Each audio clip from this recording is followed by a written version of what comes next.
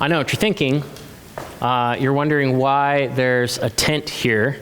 And I gotta say, it's really weird to be under the tent, and it like changes the sound. And so, I was thinking about camping. Have any of you, I think, has anyone not been camping ever?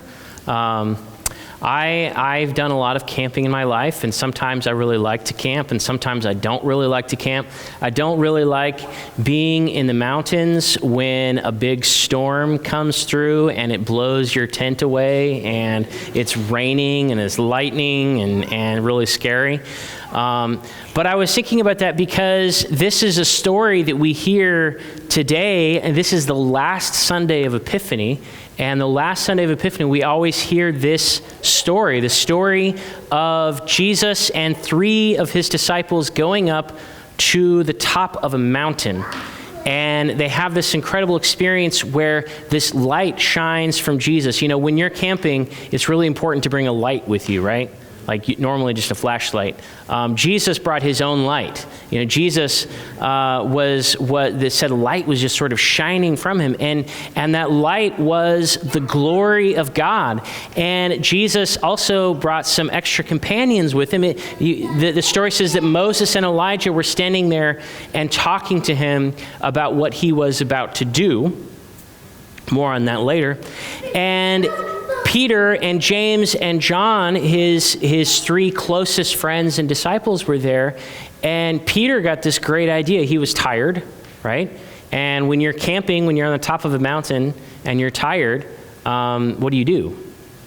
You put up your tent, right? And that's kind of why I had this tent. Although, you wouldn't really want to camp with this tent, probably. At least not for sleeping out at night. You might be better off just sleeping under the stars. But Peter wanted to build dwellings or tents or some kind of shelter, and he wanted to have one for Jesus and Moses and Elijah.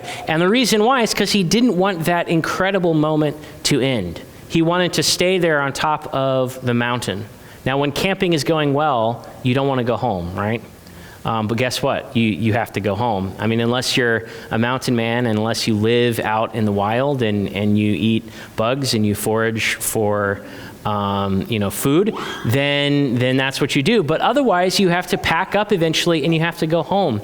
And that's the same with this story and with the story of Jesus's life. The story of Jesus' life is a journey, right? Jesus starts out, and at the very beginning of Epiphany, back in January, we heard the story of how Jesus started out with a baptism. Jesus was baptized, and then he was sent out on this journey, and he traveled around to town and town and town, and he preached the good news, and he healed people, and he gathered these disciples with him, and they were traveling around. And they come to this moment, and this is sort of a key kind of pivotal moment in the travel.